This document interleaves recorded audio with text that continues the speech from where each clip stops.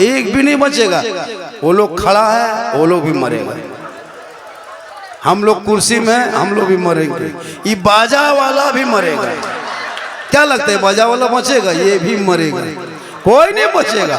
सबको मरना होगा, दुनिया छोड़ना होगा, कफन ओढ़ना होगा, खाट में सोना होगा, कब्र में जाना होगा, हिसाब देना होगा। जमीन के ऊपर काम अच्छा होगा, जमीन के नीचे आराम अच्छा। जैसा काम वैसा अंजाम। इसलिए मरने से पहले अपने आप को संभाल लो, अपनी नेकियों को अच्छा, अपने नामा अमाल को रोशन कर लो, चेहरे को दाढ़ियों से सजा लो, पेशानी को सजदों से सजा लो, और घर को तिलावत कुरान की खुशबू से सजा लो, ताकि दुनिया से जाओगे लोग मुंह से कफन हटाएगा और देख के कहेगा ऐसा सोया है जैसे लगता है कोई गुलाम हुसैन है, चला जा रहा है। आजकल लोग दाढ़ी भी नहीं रखने लगा। हजरत हम लोग तो खैर दाढ़ी रखते हैं, कुछ लड़का लोग 1-1 इंच, हाफ इंच की दाढ़ी। अच्छा वो दाढ़ी है नहीं क्या है पता नहीं चलता है। तुमको जब रखना है तो या तो बड़ी रखो या तो मत रखो। अब इतनी छोटी छोटी दाढ़ी, अब पता नहीं मुझे दाढ़ी गैर मुस्लिम इस तरह रखता है।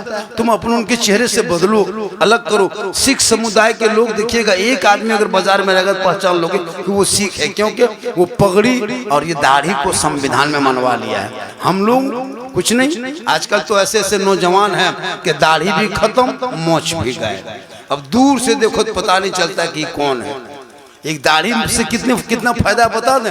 इस दाढ़ी से सुन्नत भी अदा हो जाती है, और दाढ़ी रखने से आपका महीना कम से कम 150 रुपया बच जाएगा, और आपके छोटे छोटे बच्चे का टेंशन दूर होगा। कभी छोटा बच्चा गोद में लिए आप, गोद में कभी गोद में लेना, गोदी में। जब भी छोटा बच्चा गोद में लोगे वो आपको मुंह में हाथ ऐसे करता है, क्या मालूम है? ऐसे ऐसे करेगा मुंह में हाथवा ऐसे, क्या वो पहचानता है कि माँ के गोद में है कि बाप के गोद में है। जब हाथवा यहाँ देता देखता दाढ़ी मोछ, ओ ये बाप है माँ नहीं है, तो पहचान के बच्चा चुप हो जाता है। अब अगर हाथवा दिया और माँ और बाप दोनों बराबर है तो बच्चा टेंशन होता है कि हम किसके गोद में हैं। तो इससे दूर भी टेंशन भी दूर है, और एक सुन्नत भी अदा है, और मर्दों की पहचान है। इसलिए अपने औलादों को पढ़ा दो। आज हमारे बच्चे स्कूल से दूर है, हमारे बच्चे कॉलेज से दूर है, मदरसे से दूर है। आज हमारे अंदर कोई ताकत तमीज नहीं है, ना हम नहाने का ढंग जानते, ना खाने का तरीका जानते, ना बैठने का कोई अदब जानते। यहाँ तक कि कुर्ता पहनने का ढंग नहीं, पायजामा पहनने का ढंग नहीं, चप्पल पहनने का ढंग नहीं। इतने आदमी बैठे हो, जानते हो जूता कैसे पहना जाता है, जूता कैसे उतारा जाता नहीं जानते हो? आज के जलसा में सीख लो, ताकि काम आएगा। एक जलसे में गए थे, 2 बात सीख के आए। जब भी आज के बाद से जूता पहनोगे, आज के बाद से जब भी जूता पहनना याद रखना कि दाहिने पाँव में पहले पहनना। जब भी जूता पहनना तो दाहिने पाँव में पहले पहनना, और जब भी जूता उतारना तो बाएं पाँव से उतारना। यानी दाहिने पाँव से पहनना, बाएं पाँव से उतारना। ये रसूल की सुन्नत है, कहें सुभान अल्लाह। ये सुन्नत तरीका है। पायजामा जब भी पहनो तो दाहिने तरफ से, उतारो तो बाएं तरफ से। कुर्ता पहनो दाहिने तरफ से, उतारो तो बाएं तरफ से। खाना खाओ तो जमीन में बैठ के, सर पे टोपी पहन करके। हाथ धोना प्लेट में कभी नहीं। और जब भी खाना खाना और खाने के बाद अल्लाह का शुक्रिया अदा करना। और जब सोने लगना तो दाहिने करवट में सोना, यानी दाहिने करवट में सो करके कुछ पढ़ना। यानी जब क्या पढ़ना, अलहम्दुलिल्लाह शरीफ पढ़ लेना, आयतल कुर्सी पढ़ लेना, कुछ पढ़ करके सो जाना। दाहिने करवट में सोना। सांस लेते हो ना तो रात भर में 71,752 मरतबा सांस लेता है। कितना? 71,752 मरतबा।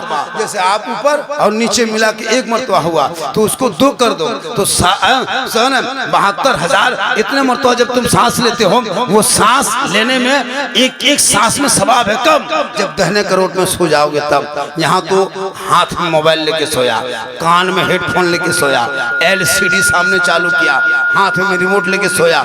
किधर पश्चिम, किधर पूरब, किधर उत्तर, किधर दक्षिण, कोई दहना कोई बावां, कुछ पता नहीं है। मेरे दोस्त, तुम मुसलमान घर में पैदा लिए हो, तुम इस्लाम के मानने वाले हो, तुम कुरान के मानने वाले हो, तुम नबी के मानने वाले हो, तुम अली के मानने वाले हो, तुम गौसो ख्वाजा के मानने वाले हो। कौन गौसे आजम? वो गौसे आजम जिस गौसे आजम ने ईशा के वजू करते थे और उसी वजू से फजर की नमाज पढ़ते थे। और 1-2 साल नहीं, 40 साल नमाज पढ़े ईशा के वजू से फजर की नमाज, उसे हम लोग गौसे आजम कहते हैं। वही गौसे आजम 18 साल तक एक पांव को उठा देते, एक ही पांव में खड़े रहते, मुकम्मल इशा से फजर तक मुकम्मल तिलावत कुरान करते, उसे अब्दुल कादिर जिलानी कहते हैं। भाई गौसे आजम 11 साल तक लगातार पैदर पे रोजा रखे, उसे दस्तगीर कहते हैं। वो गौसे आजम जिनके दरबार में मगरिब में चोर घुस जाए, भोरे निकले सुबह तो वली बन के लौटे, उसे गौसे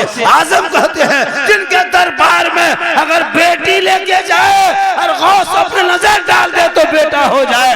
12 साल की डूबी हुई कश्ती को अगर नजर दौड़ा दे तो वापस आ जाए। इसीलिए शायर ने कहा है, निगाह वली में वो तासीर देखी बदलती करोड़ों